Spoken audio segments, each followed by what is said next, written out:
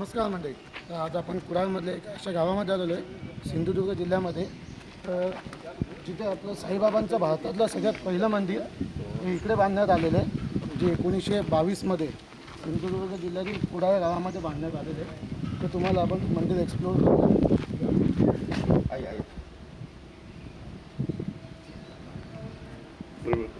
हे आपलं आहे साईबाबांचं भारतातलं सगळ्यात पहिलं मंदिर, जे 1922 साली बांधण्यात आलेलं आहे. तर आपण आतमध्ये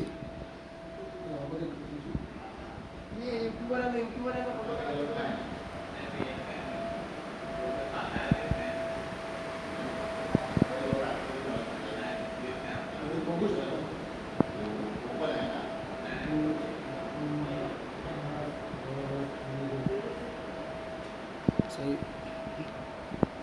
साईबाबांची सुंदर अशी मूर्ती आहे त्या मंदिरामध्ये.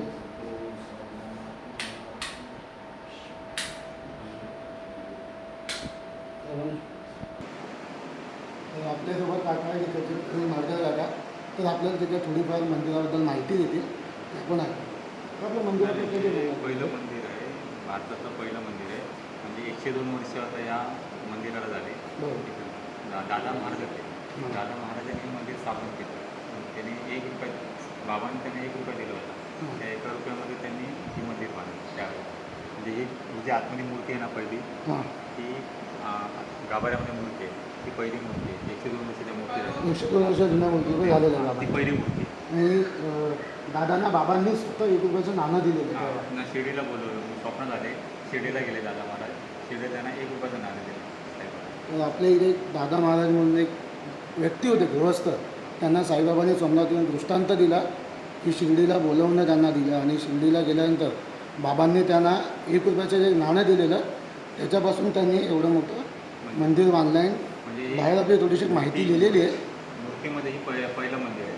म्हणजे भारतातली ही पहिली मूर्ती आहे. भारतामधली पहिली मूर्ती जी आपली या गावामध्ये आहे. तरी आपली बाबांची पहिली मूर्ती भारतामधली. गुरु साईनाथ महाराज.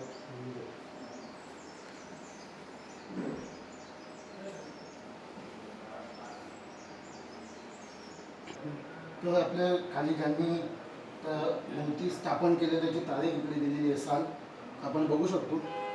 जे मूर्तिकार आहेत त्यांचं नाव बाबूराव सारंग. सदर मूर्ती स्थापनेच्या वेळेची म्हणजे बाबूराव सारंग यांनी ही मूर्ती घडवलेली आहे. आणि 1922 साली मंदिर बांधण्यात आलेलं आहे.